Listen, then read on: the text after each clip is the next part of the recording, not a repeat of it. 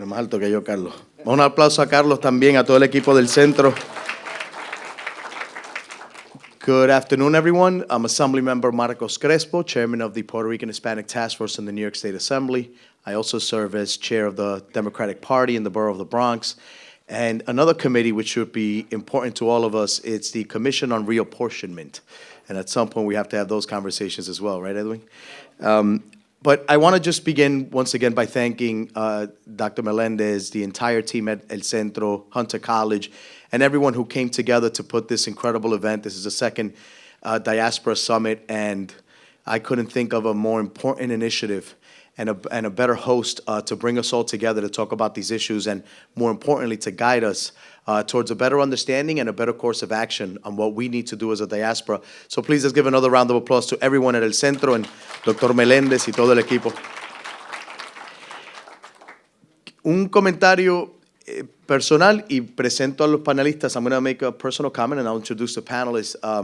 We want this topic to be about the state and local perspective. We want to talk about what we as a diaspora need to not only understand, but what we can do to address the greater issues from the perspective that not only impacts Puerto Rico, but what's also going to be important to our own communities.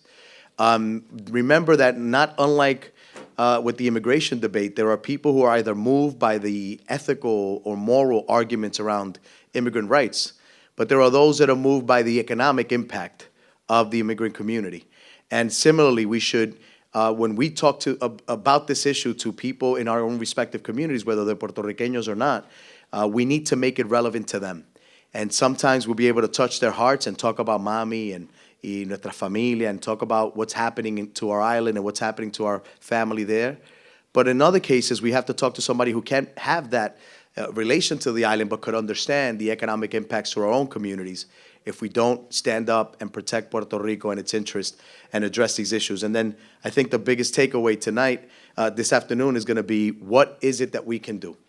What do we say to our constituency, and what can we do as leaders in our community to bring about some advocacy, some organizing, and more importantly, political strength to the cause and to move the needle forward on a lot of the issues that are affecting the island of Puerto Rico.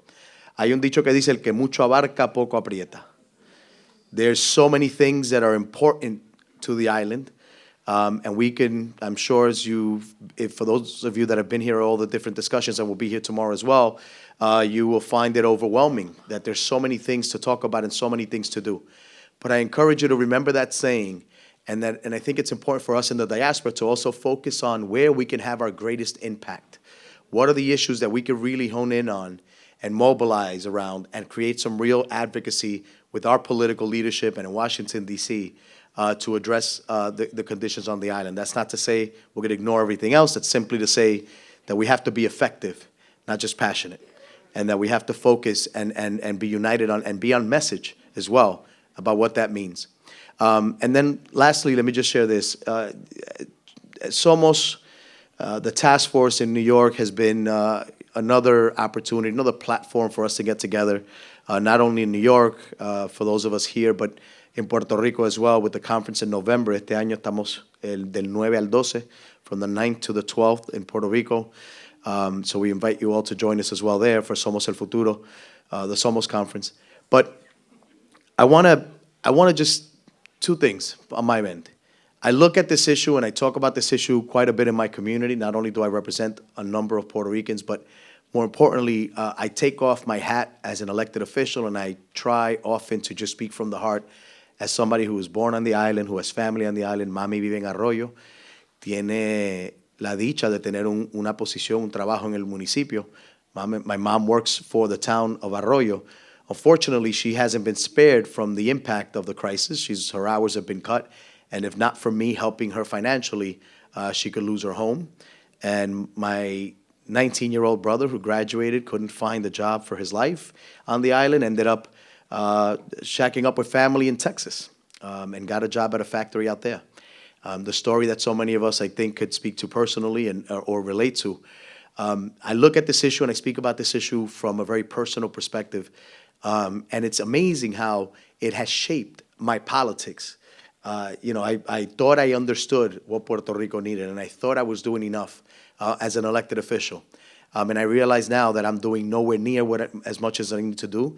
And I realize now that it is more incumbent on us as Puerto Ricanos, Latinos, to make sure that the Hispanic community in the United States, that we don't fall off the table on the priority list.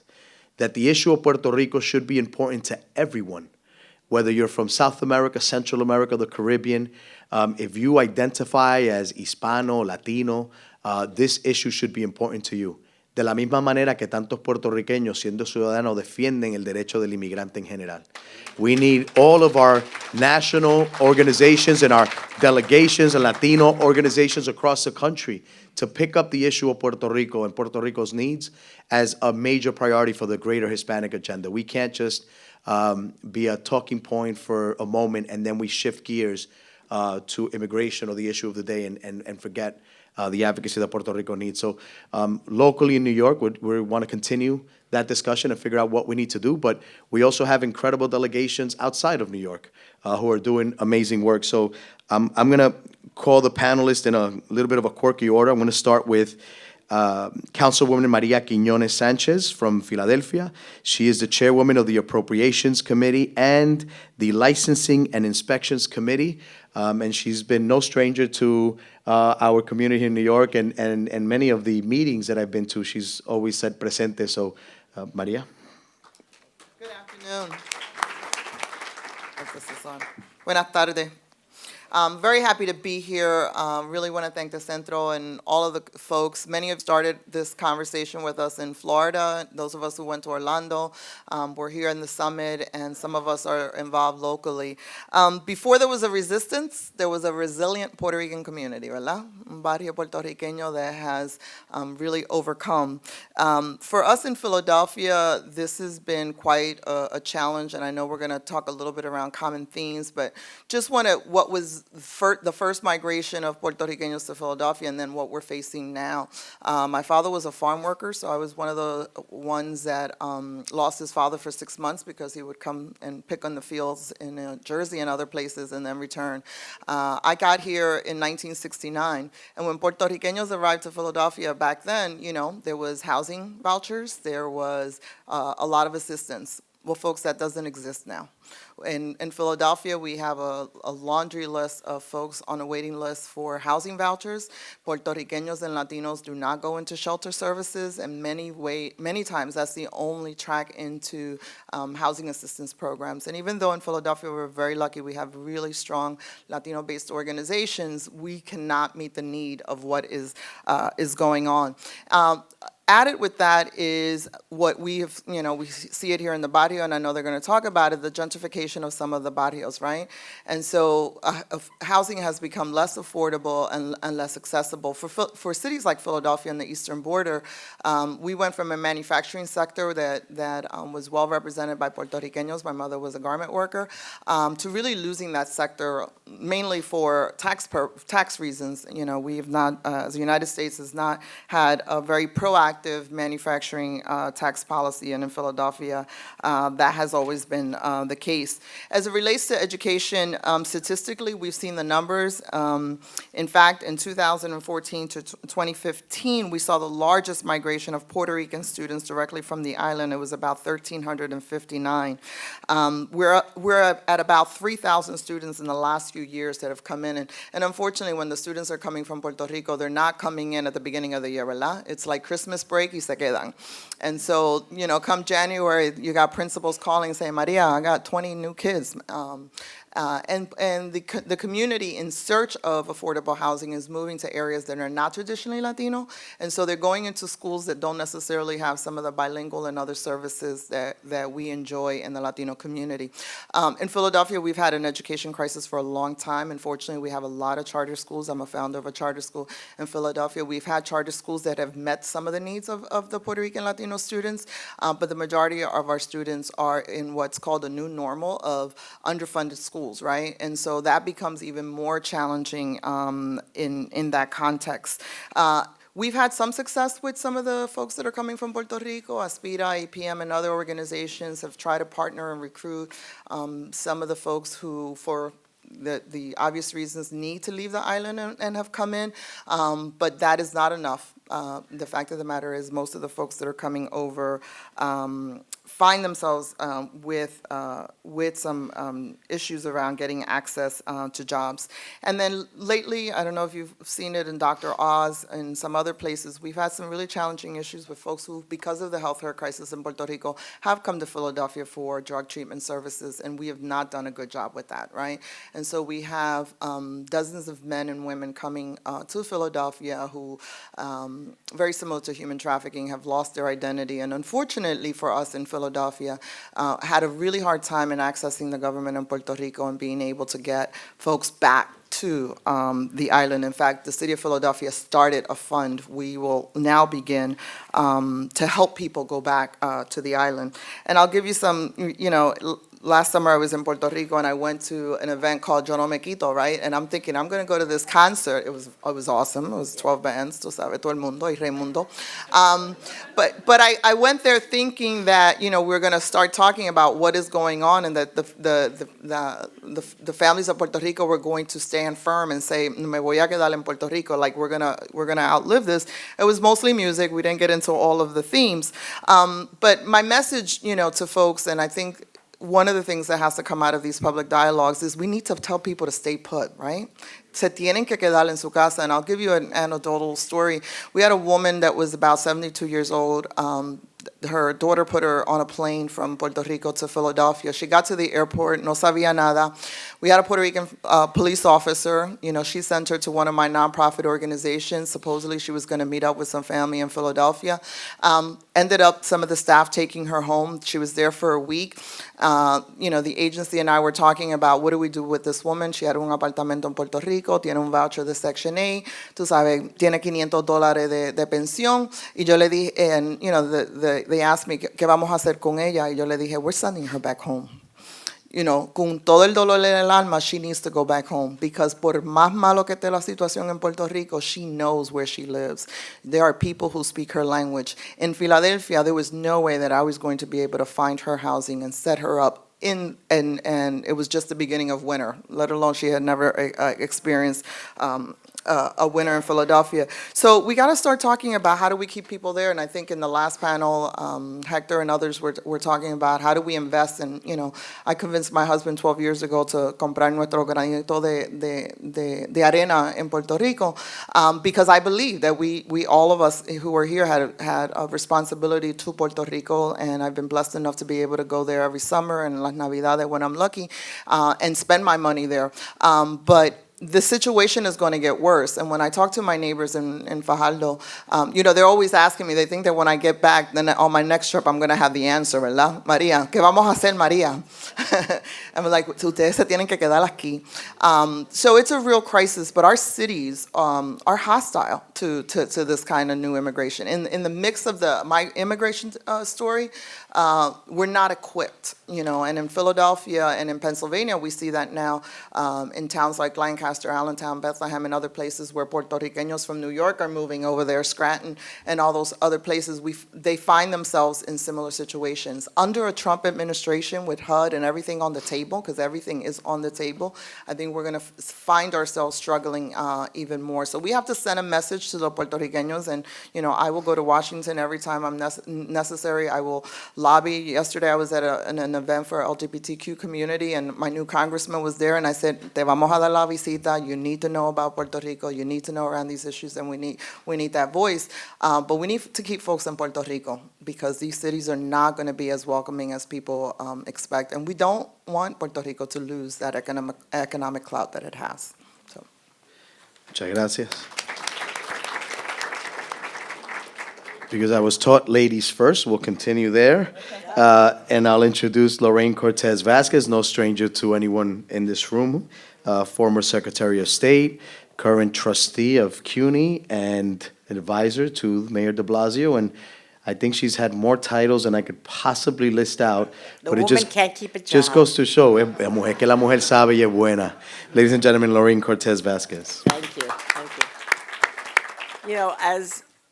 As I said this morning, one of the things that we need to do is to do like a mindset, a real shift in our mindset. We constantly talk about Puerto Rico and the United States. We are Puerto Rican. We're a nation. If you were Jewish, it didn't matter where you were born. Germany, it didn't matter. I can't even think of all the countries they came from right now. But there are plenty. And we really are, and this is not a cute phrase for me. This is una patria extendida. We have, for whatever reason, the right of citizenship, and that gives us something. How we got it initially is up for debate, and the purposes and the reasons for it, we're not going to discuss tonight, because that'll take years of discussion.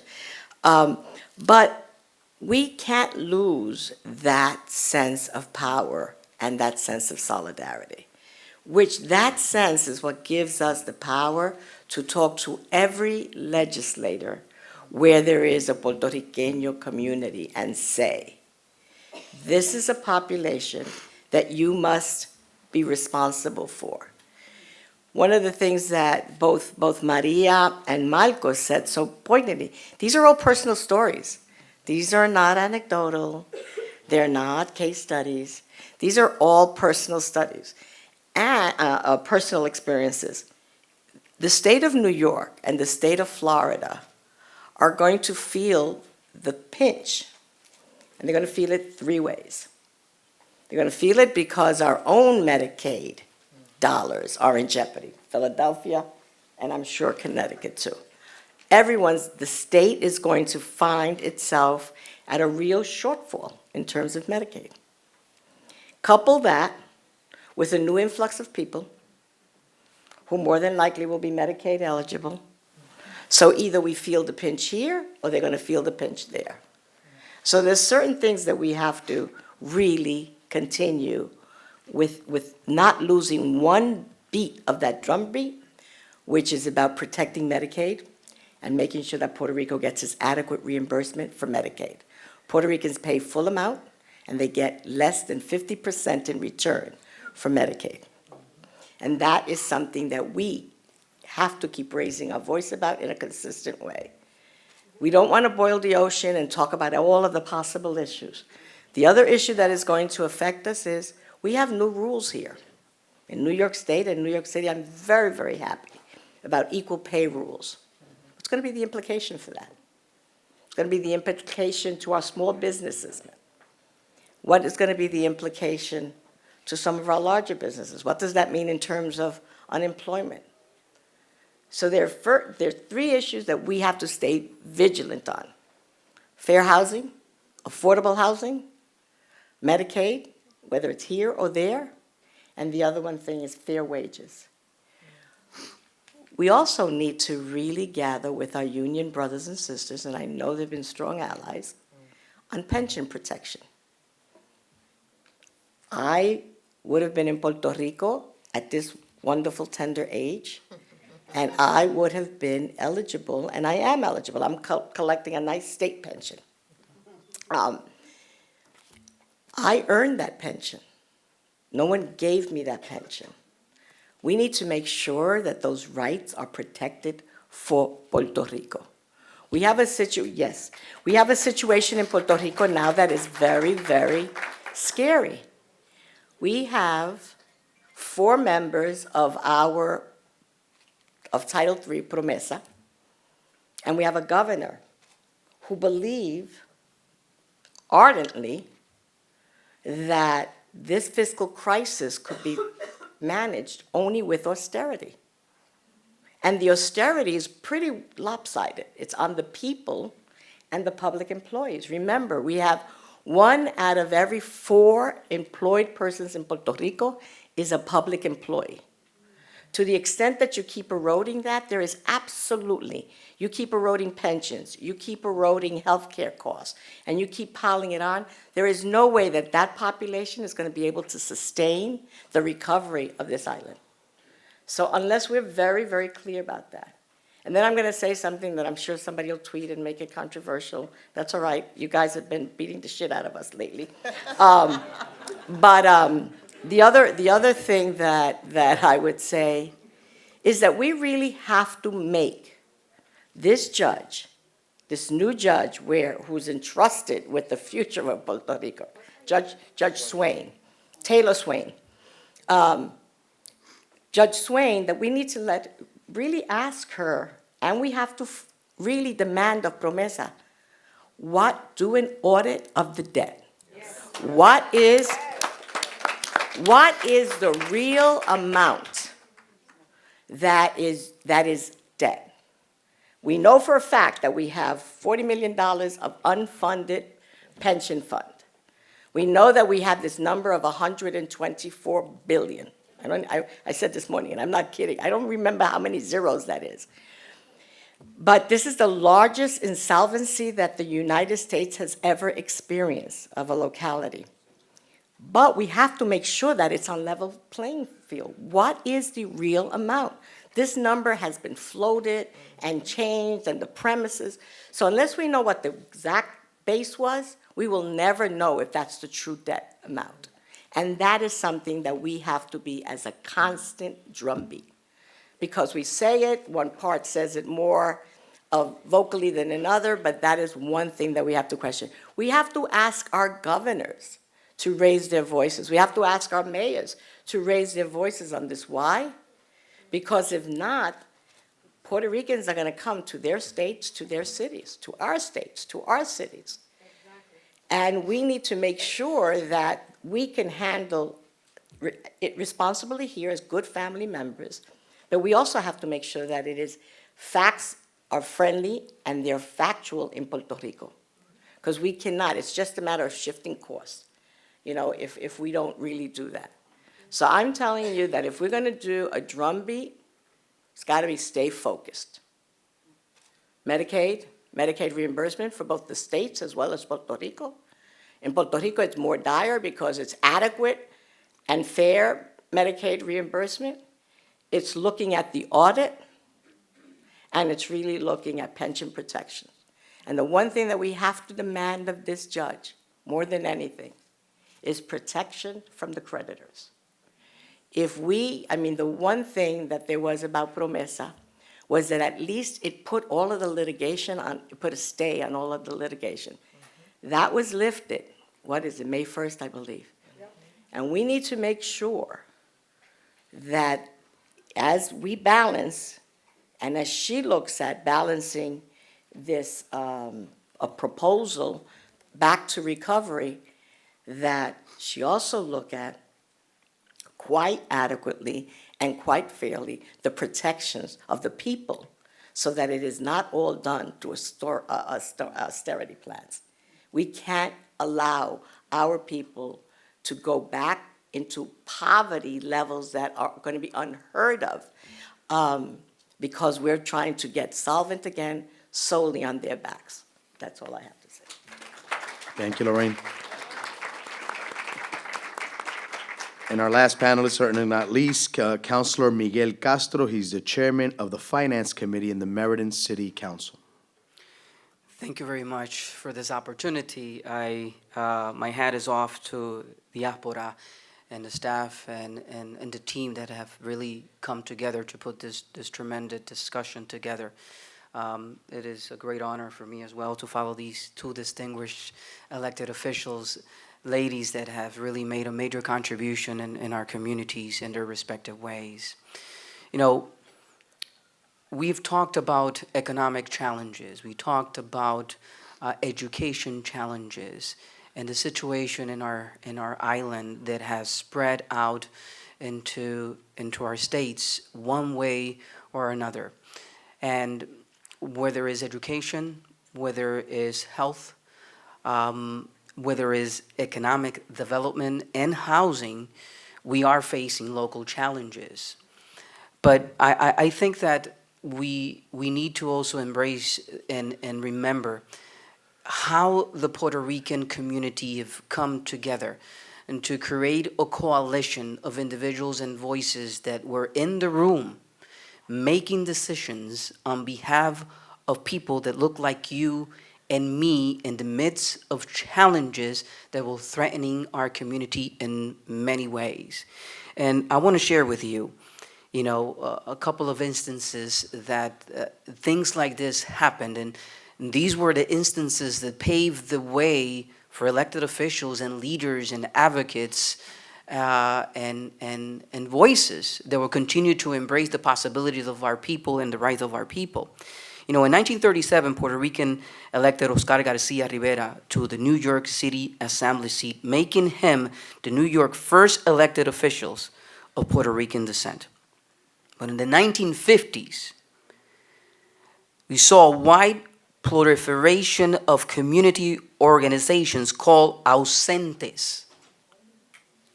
Over 75 such hometown societies were organized under the umbrella El Congreso de Pueblo, the Council of Hometowns. Now, these organizations provided services for Puerto Ricans and served as a springboard for activities in cities' politics.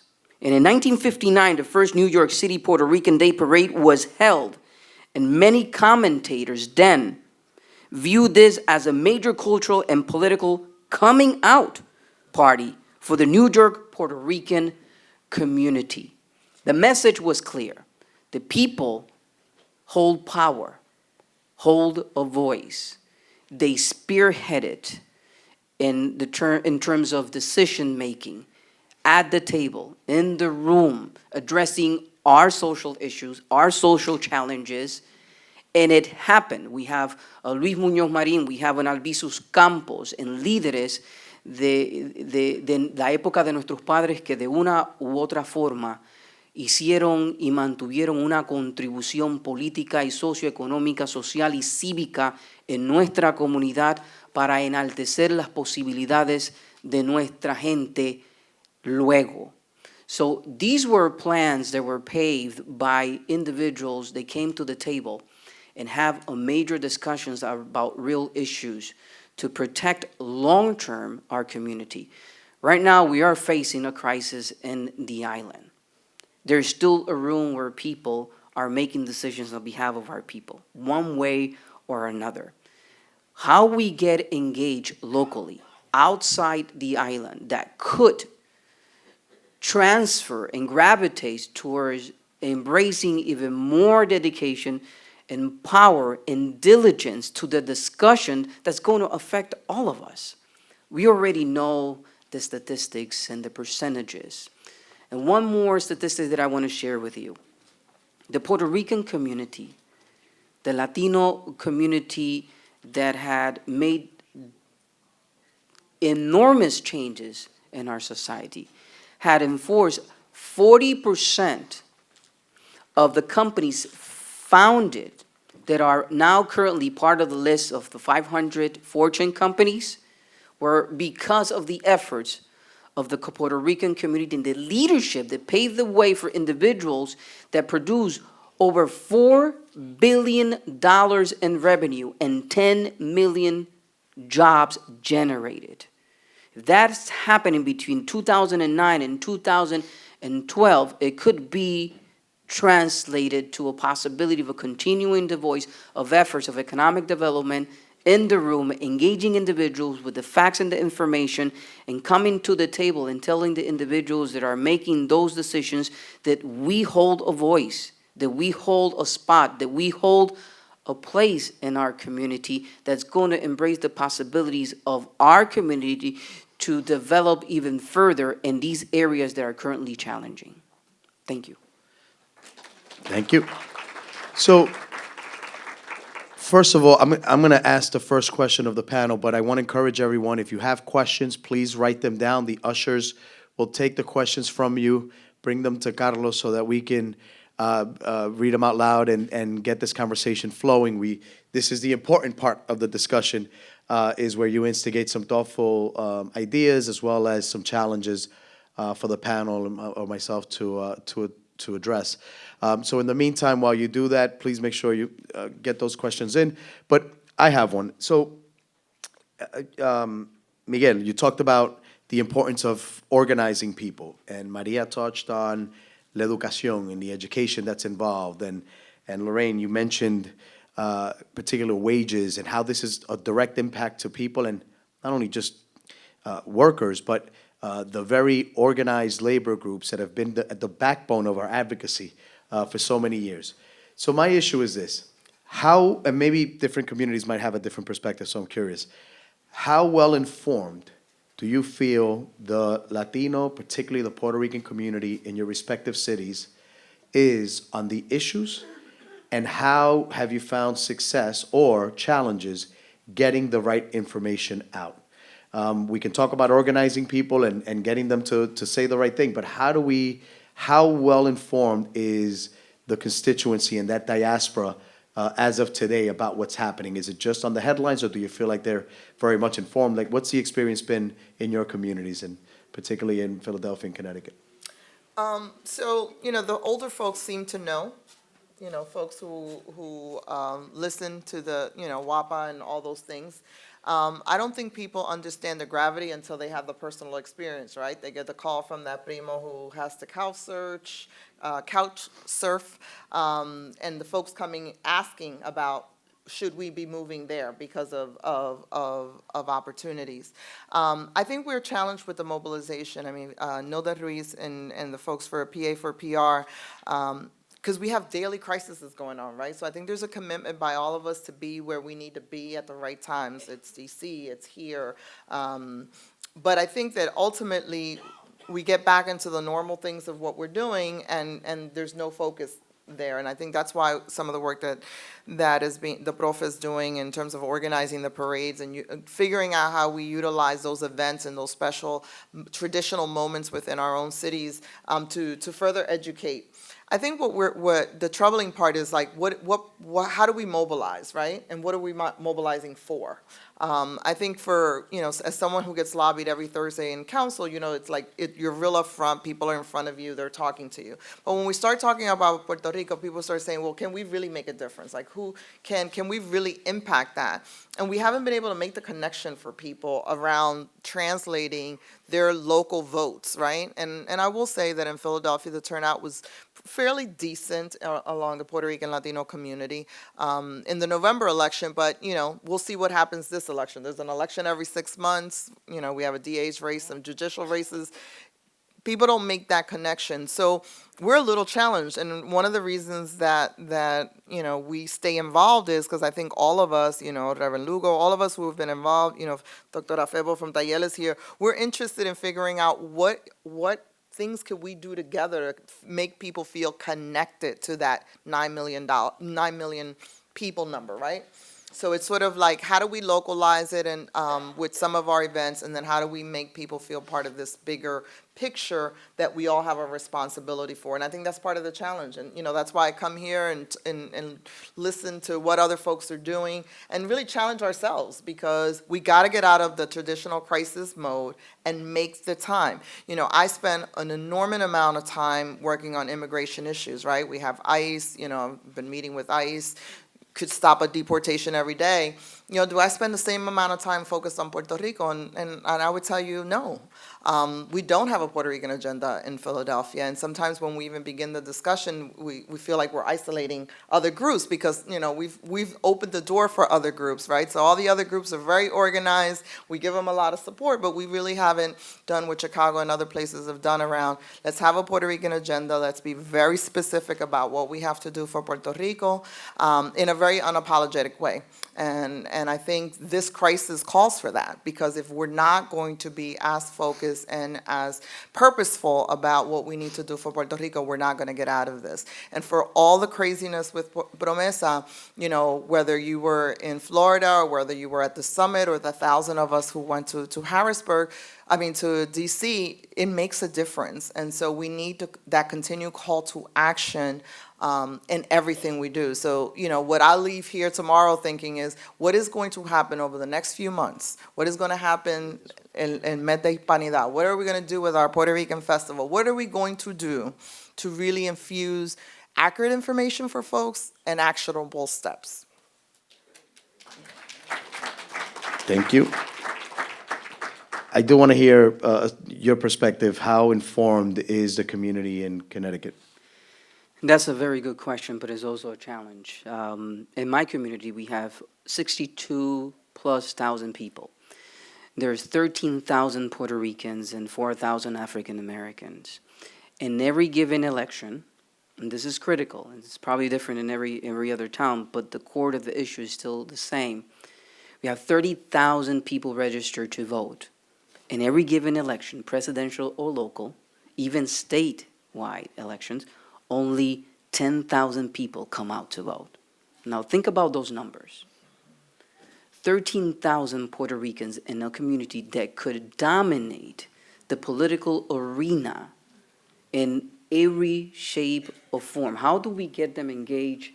How do we get them organized? This past election, 85% of evangelicals voted in a different direction, which is why we have the president we have today. That's a major contribution. And to answer your question is this lack of information, and the perception is, if it doesn't affect me, it doesn't matter. As long as it doesn't touch me, it doesn't touch my people.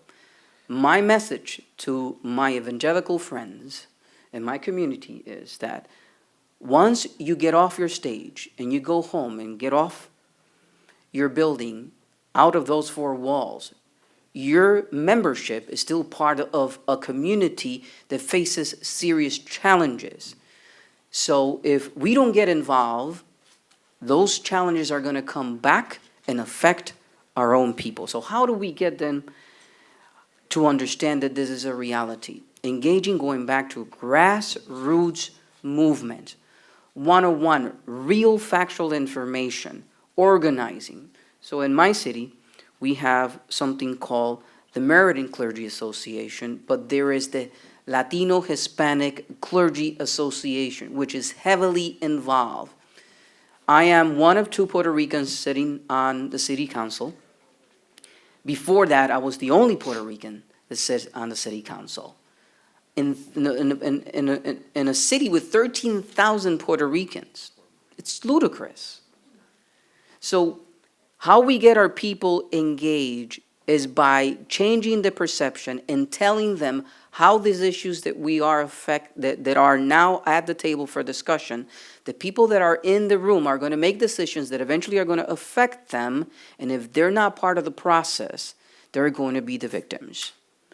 That's really the reality of how, in my neck of the woods and in my city, we're really approaching some of our real challenging scenarios and issues. And people don't get involved because, well, I don't care, Bill, the national level is just promoting this kind of message, and it's not coming down to my own member of five in my home. So as long as it doesn't get to my doors, then I have nothing to do with that. What most people are not understanding is that if they don't get involved, it's going to be a domino reaction, and eventually it's going to catch up to them and theirs and us. So what we've done is we make a cautious, careful, and comprehensive analysis of where those people are, where those 13,000 people are, where they live, who they talk to, their party affiliations, and start making an approach to reach out and have a discussion one-on-one to make sure that they are involved. You know, it says that the Puerto Rican community hasn't been really courted by either party, but when we're together, we are a powerful movement. So here's what we're going to do, because we have no shortage of questions here, and I'm trying to sort them out by topic so we can get as much answered as possible. What I'm going to ask of the panel is let's try to get a direct hit. Let's do this as if we were campaigning on the street corner and we know we're going to get their attention for 30 seconds or less. And so we can get through a lot of these because there's some really important questions being posed here. And I'm going to, in no particular order, there's a question here. I want to answer the information question. Okay, well, that's actually one of the ones that I want to start with, and I was going to pose it directly to you. And it is, how can we get a more positive, more mainstream media attention to the issues that the panel is addressing? And I think it speaks to this, right? All right, so we know we have to do better when educating and organizing, but how do we take that also to getting the word out through our mainstream media as well? So two things have happened in New York. I mean, we are the mecca of media, And we also are very fortunate that we have a robust Puerto Rican leadership. And so they have the opportunity to be portavoces, each and every one of them, to write op-eds in mainstream media and to correct the record.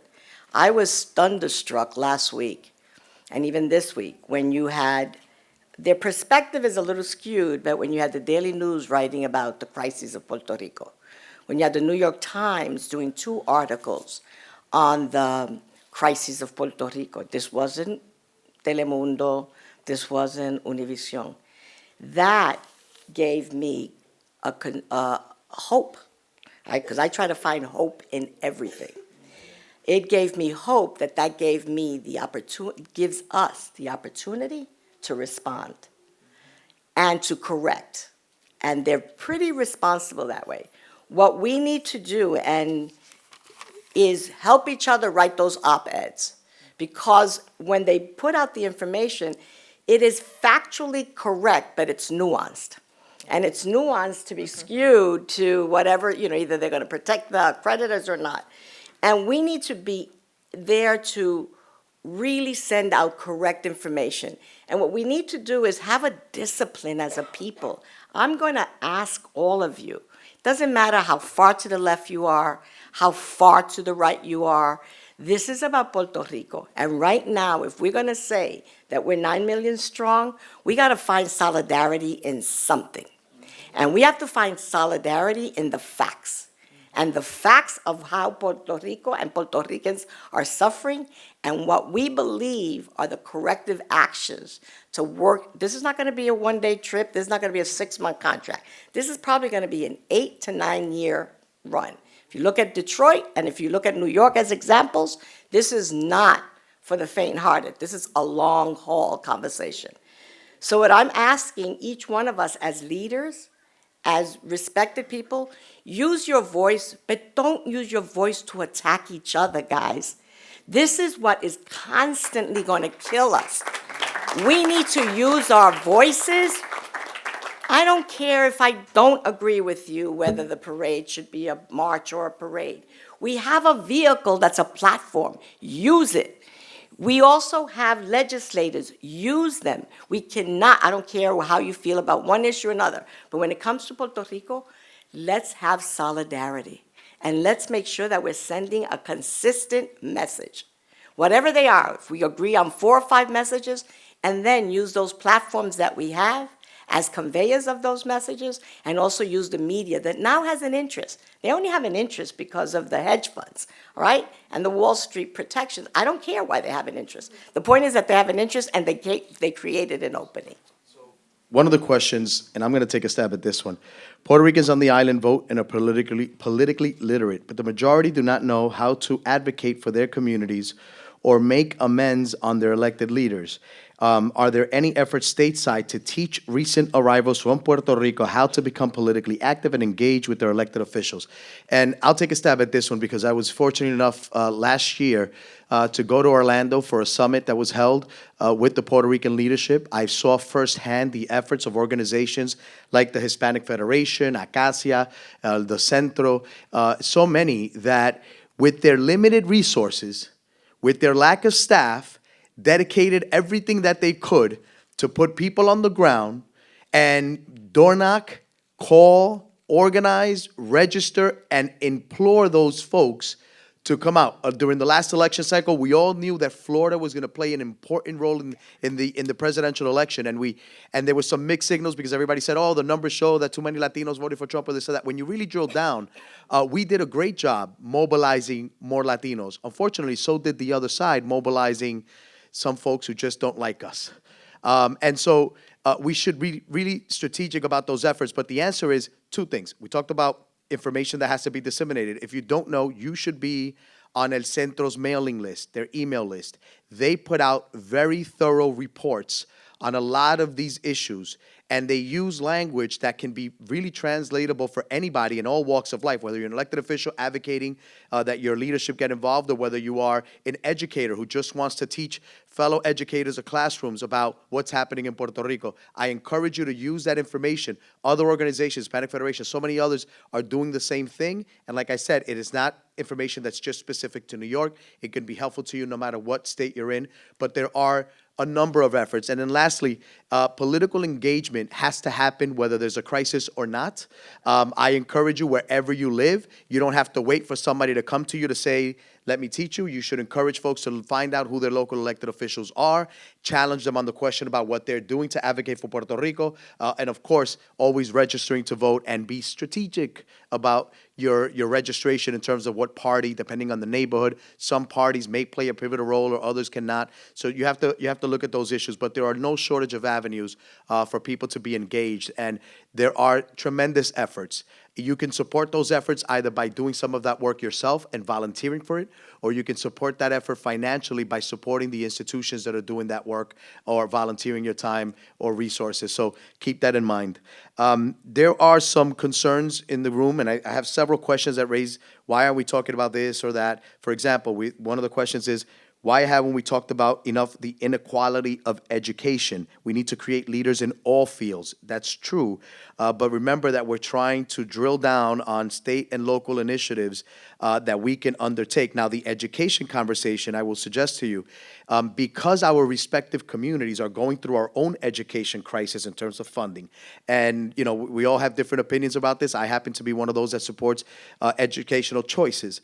But there's a lot of debate about who should be educating our communities, what type of schools, how much money. Bilingual education is under attack in many communities, and in others, even where there's a mandate, like New York, we simply don't have enough bilingual educators to reach communities, and the schools that are supposed to do it and get the money to do it use the money for something else, and next thing you know, oh, we don't have enough for the bilingual kid, I'm sorry. Well, that shouldn't be the case. That happens in New York. Imagine what happens in communities that don't have the representation needed to defend this. So there is a lot to that. There is also a question about why are we talking about the status of Puerto Rico. I believe there was a panel on this issue as well. We also have to remember, when this Diaspora Summit began, one of the things that many of you who have been to this have heard is that we need to be able to put aside our partisanship, our positions on status, in order to address key areas of mutual concern. For example, healthcare. And I think healthcare is the one area where we have the most direct avenue as a diaspora to really promote and defend, in particular because it's going to have a direct economic impact on every state and community where the Latinos and Puerto Ricans are present. Number two, because if we don't address it and if we don't get Congress to create parity in healthcare for Puerto Rico, it's one thing that you don't have a job and are struggling to pay the rent or shacking up with family. But when you can't go to a doctor and get life-saving treatment, when you can't afford your medications, when the government is being further burdened by mandates that they're not being funded for, then we have a humanitarian crisis where people actually die. And I don't want to sound like I'm exaggerating, but people will die. And it could be mommy. So we need to... There are a lot of things that we can debate about. And by the way, el plebiscito, la pregunta, hay una dinámica bastante compleja con ese tema. Si lo empezamos a tocar aquí, el tiempo que nos queda no nos daría. Eso es un panel específico y es un tema de conversación que pueden tener también entre el grupo, en los pasillos también, because it is important. But we have to, I want this conversation to really focus on it for everybody to leave it with a better understanding of what state and local communities can do to address these issues. I do want to bring this up. There was also a question about PRAFA and what role it can play. I don't think PRAFA even exists anymore, does it?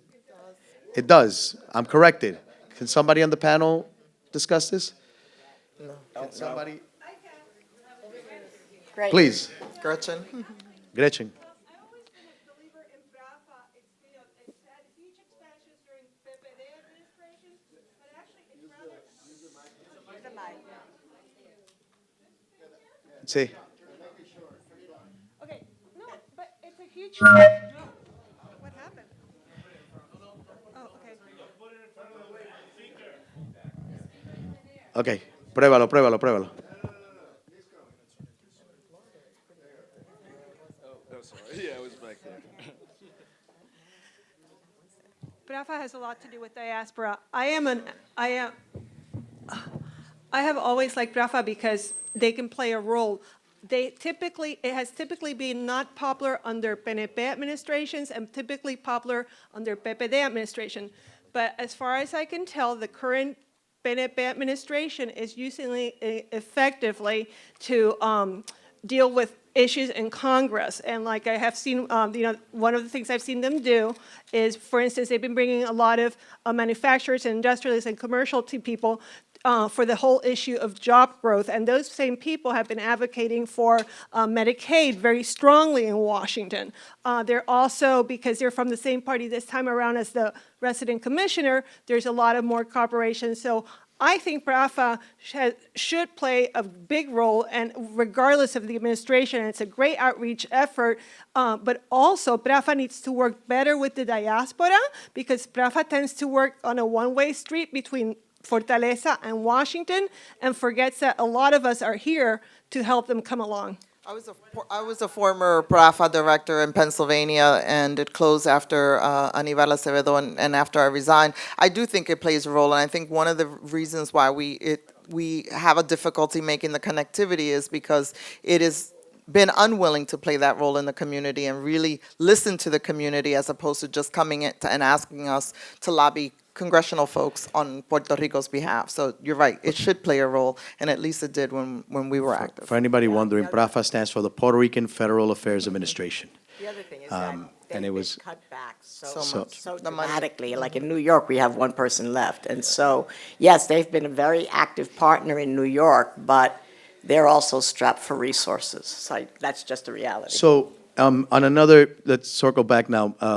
Maria, you touched a few hearts in the room in a couple of ways with your advocacy for people to stay on the island. The comment in regards to investing as a diaspora, investing on the island or supporting family on the island, but encouraging the campaign Yo No Me Quito. And I got three different ones. I'm going to sort of paraphrase this, but there was...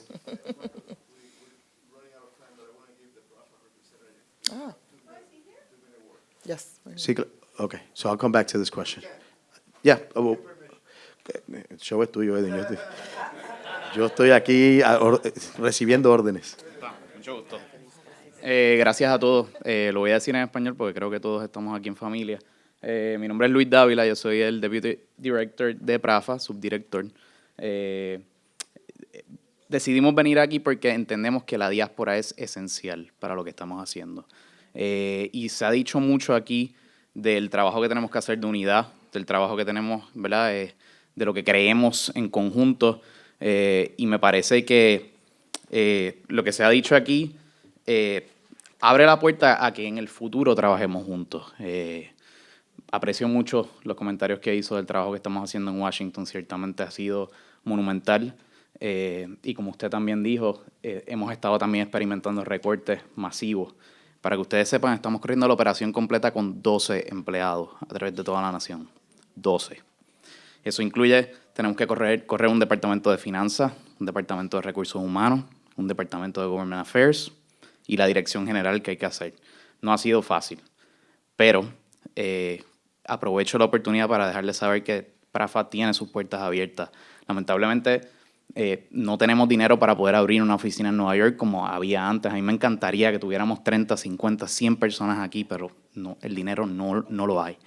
Pero yo me comprometo a continuar viniendo aquí. Tuvimos una conversación con Edwin hace unos 4 o 5 días de que queríamos enfocarnos, queríamos hacer alianzas, siempre desde el punto no partidista, sino para tratar de adelantar lo que necesita Puerto Rico, lo que necesitan los puertorriqueños. Y nuevamente, necesitamos de ustedes, y en la medida que se acabe esta conferencia, se acercan a mí, se acercan a Josué Rivera, que es uno de los policy advisors que está conmigo aquí hoy también, hizo este viaje conmigo. Se lo vamos a apreciar y nada, muchas gracias. Mientras no tengas oficina en Nueva York, tienes sucursales en la oficina mía, en el centro de estudios y en... ¿Cuántos más están dispuestos? Vuelvo a lo que estábamos hablando. El comentario sobre pedirle a más puertorriqueños que se queden en la isla, que no dejen la isla. Muchas personas sienten que esa campaña le crea un estigma a las personas que han tomado esta decisión, que la pregunta es qué hacen las personas que no tienen empleo, que no tienen dónde vivir, que tienen una oportunidad si salen de Puerto Rico. ¿Cómo entonces creamos un mejor mensaje? The question is, how do we send the message for those that we would like to see maybe stay in Puerto Rico so that we don't have the complete drain of talent and people, but some people are escaping for very real reasons. They don't have a job, they're escaping crime or their circumstances and have nobody else to turn to. What do you say to that? It's not an either or, it's an and, right? It's if people have an option to stay on the island, they should. I mean, we've done very successful exchanges with teachers. We've done very successful exchanges at APM with counselors. And we try to ubicar the folks as much as possible. But we also understand that folks who are coming who may be on pensions and other things are not going to find the same conditions here around housing and other things. And so we have to be realistic about folks. Folks who have choices, folks in this room who have choices, it's a very different situation than folks who feel they're helpless because they think that on the other side of the charco is going to be better. And so we have a responsibility to say, no, it's not going to be better. And those of us who work in very hostile situations, I'm the only Puerto Rican Latina in council, and obviously I have to be a cheerleader for Puerto Rico, but I also understand a reality around folks saying there's a drain of resources, we don't have enough resources in all of our cities. So I don't think it's an either or, I think it's an and. But most folks who have a choice do what they want. It's the folks who don't. And that's another, I just want to go back to clarity and mythology. Yo no me quito is not only about celebrating people who stay, but also honoring the people who have left. They faced that controversy in Puerto Rico, and they've made a very clear decision to honor and celebrate the people who've had to make those decisions. And all they say is, come back when we can. Okay. Look, there are questions here that we won't get to. Just so you know, Carlos will float the rest of the questions to the next panels as well. So if you're going to continue with the conference, you'll have an opportunity to get some clearer answers. There are three questions here. I'm going to read them out loud because I think we can paraphrase an answer to it all. But one is, how can we develop a sensitivity of what the diaspora is doing to the knowledge of the Puerto Rican people? What is Puerto Rico doing for the diaspora? The other is, what can Puerto Ricans do to strengthen public institutions on the island? And lastly, it says the governor of Puerto Rico has pleaded for economic development measures to be implemented by Congress. He has stated for the record that austerity by itself will lead us to failure. What can el Centro and la Diaspora do to contribute and help with this? I think all of this speaks to this question, right? All of us that care, we're here because this issue is important to us, and we want to know, what can I do? What can we do as a group? And there's a lot of things that we can be advocating for. Clearly, the situation there and the institutions in Puerto Rico, there are a number of non-for-profit groups and advocacy grassroots organizations that can use not only your intellectual capital, your support, your experience as a diaspora that has created an entire network of non-for-profit industries here and advocacy organizations here in New York. So a lot of us can also support that. And again, financially, contributing to the right cause, to the right group, and supporting their issues. But this question about economic development in Puerto Rico and what Congress needs to do, I will suggest that we should focus our advocacy on Congress very particularly on the healthcare issue, because I think that's the quickest win. There was some money put into the budget, but it's nowhere near what even the Republican Department of Health Commissioner suggested. So we need to continue to advocate and put pressure. We can use the data as far as the economic impacts in our respective states in order to hammer that point home. But economic development is important. I know it was mentioned in one of the earlier panels today, the Germany experience with some of the debt being being pushed off while we focus more on economic development. I think that's important too. People need to be educated in the diaspora and in government. First of all, there's a lot of leaders who don't even realize we're citizens. Second of all, they don't realize we are part of the United States. Whether we want to be or not, it's a different question for us on another time. But I think what's also important is that people understand that without a real investment in economic development, people need to know the reality of austerity that's already been implemented, where wages are, where taxes are, where reimbursement rates are. People don't know that. When they hear that, they're beside themselves.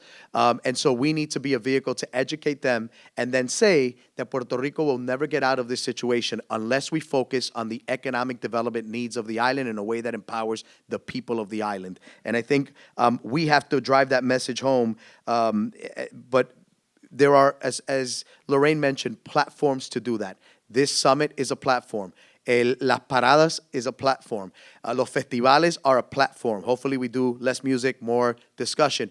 But we have to be smart about the psychology of it all. When people go to these festivals, they want to have a good time, but we have to educate them. Somos el Futuro and the many different initiatives that are held in different states and cities, it's important for us to be a part of it. Whether you travel to these locations, whether you send in information, whether you follow up, it's important that we all not just come to these conversations, take some notes, and keep it moving, but that we have a strategic plan of organizing and educating. There are Thing. Yep, there are. I just want to say there are no shortage of pamphlets and materials prepared by groups like El Centro and others that can help you do that work in your respective community, so that when we have those gatherings, we can then take the conversation to the next level. I think that because Puerto Rico is such a top consumer of United States goods, I think all of us as advocates really need to drill down on the data around how our cities and our states interact. So Pennsylvania is an agricultural city. We're one of the top 4 consumers. Puerto Rico is of Pennsylvania goods. And so when you're talking to folks, you're talking about them where you hit the most in the local economy. And I think we have to be better advocates, because we don't move people always with our hearts, right? But if we can move some of these state legislatures in particular who are very everything brown, I think we need to talk to them. In Pennsylvania, we're one of the top consumers. It impacts directly 2,000 jobs in Pennsylvania, 12,000 jobs in the peripheral between the exchanges. And as we look about economic development, esos barriles llegan a nuestro puerto lleno y salen vacíos, ¿verdad? And I'm saying in Puerto Rico, I'm using my Puerto Rico hat. Puerto Rico receives, and we have to figure out how economically it could export back to some of the cities it exchanges with. One experience we had in New York, by the way, the governor, and it was mentioned that we need to get our governors involved in this. It's key. In New York, Governor Cuomo took a group of us as leaders, Puerto Rican leaders. We visited the island. We had an exchange between Department of Health personnel here to talk about el programa de Mi Salud, que podemos hacer para crear una plataforma. He raised consciousness and used his position to elevate this conversation as well. We need a lot more governors to do the same. We even opened, during Somos, we cut the ribbon on a New York office in Puerto Rico that is not only helping New York businesses that want to do work in Puerto Rico, but vice versa, helping Puerto Rico businesses that need licenses and other resources in order to create economic development activity here. I'm hopeful that when we have the next Somos conference, we will start hearing success stories coming out of that office. But we need more of that advocacy coming, particularly from individual states and different governors and mayors around this country to advocate for the diaspora. So we really appreciate everybody's time. I do want to give the rest of the panel an opportunity to give some closing comments as we close out the panel. Agradezco tu consentimiento. Yo creo que uno de los detalles dentro de mis últimas palabras en cierre es de que nos hemos olvidado de uno de los conectes más importantes de nuestra comunidad, que es nuestra juventud. Millennials juegan un papel crucial, importante en el desarrollo socioeconómico, la infraestructura y cívico de nuestro trabajo como legisladores o a nivel estatal o a nivel local o a nivel federal. Eso es crítico, de que nosotros hagamos ese conecte y de que la información se continúe desarrollando. It is critical, it is important that we don't forget that piece of partnership that we often leave behind, which is our millennials and our young people. And they're bright, they're connected, and they're powerful, they have voices, they're advocates, and I believe that's critical. The Jones Act, it's something that has been discussed in many ways and have taken apart, and it's a piece of legislation that has put a major dent in the economy of our island. And when we are continuing this connectivity with our young people and other elected officials and strong voices, and in the summary of individuals that are powerful, that go back to the room to be part of this discussion, that should be one of the subjects to discuss and make sure that it's repaired and give back to the island the fairness that the island deserves for their continued economic development. Gracias, Miguel. That's an important component. Activating our millennials and our youth is crucial to to this fight. Lorraine, some closing comments? What I wanted to say is a focused agenda, you know, health, education, and economic development. You know, they're all tied, but they're also good models. And of course, I'm going to tout New York. New York has an excellent equity and excellence educational platform where it's looking at 400 years of disparities and trying different systems to break against that. That is a good model. And if you look at Puerto Rico right now is in an educational crisis, and it is looking for educational reforms. Take some of the best practices, employ some of those, and use all of these wonderful people who have a perch and who can convince some of their other colleagues. But each one of us has to support them. We can't be tearing up at them. Gracias. María, ¿un comentario final? Yeah, I'd like to end with that. You know, El Profe talked about this earlier today. We have to really be comfortable with being uncomfortable with being in rooms with incredibly talented Puerto Ricans and we disagree, ¿verdad? Right. And we have to get more comfortable in that and understanding that those very limited focused issues that we can agree, let's agree. Though if we've learned anything from Trump is that facts don't matter. And sometimes we're not even going to convince ourselves. We're not even going to convince ourselves. This is not about convincing ourselves that Puerto Rico is important. If you're in this room, you understand Puerto Rico is important, but being very targeted about what impact we can have short term. Well, I want to thank the panel. Let's give them another round of applause. For those of you that want to continue the conversation on education, there's a breakaway session in room 220. Environment and Community Development in room 217. Civic Engagement will go downstairs to room 115 A and B. And for those that want to continue the conversation on diaspora solidarity with Puerto Rico, can stay in this very room. Once again, gracias por ser parte de este encuentro y su cooperación. Las preguntas que no se contestaron se van a continuar en el panel siguiente.